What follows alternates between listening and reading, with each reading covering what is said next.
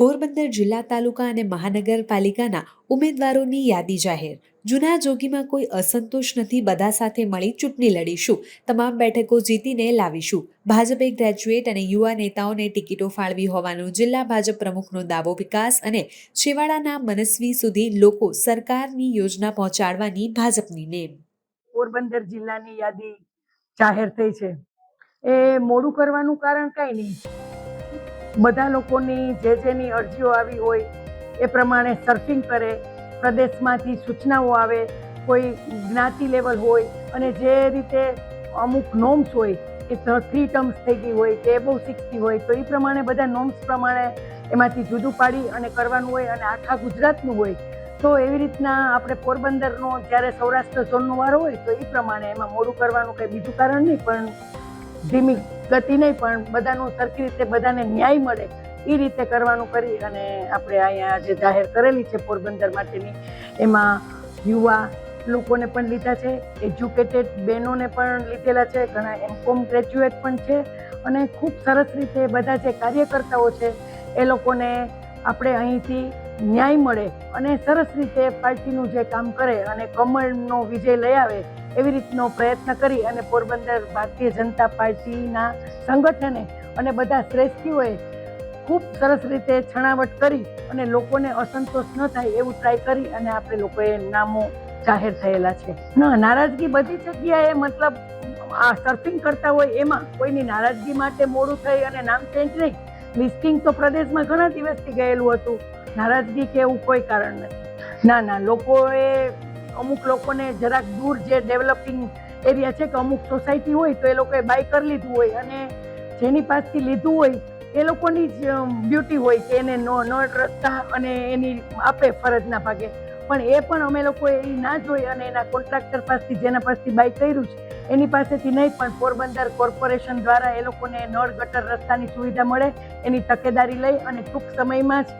આપણે એ લોકોને પણ જે અસંતોષ છે એ દૂર કરશું. અને એ લોકો પણ બહેનો પણ મને મળવા આવ્યા હતા અને કહેતા હતા કે અમે માનનીય વડાપ્રધાન શ્રી નરેન્દ્રભાઈ મોદી સાહેબ કે જે વિકાસને વરેલી પાર્ટી છે, વિશ્વાસને વરેલી છે અને હંમેશા નાના છેવાડાના લોકોની ચિંતા કરનારી પાર્ટી છે, એટલે એ લોકોના જે પ્રશ્ન છે એ અમે લોકો ત્યાં જઈ અને સાંભળી અને ટૂંક સમયમાં એનો નિવારો કરશું એની હું ખાતરી આપું છું.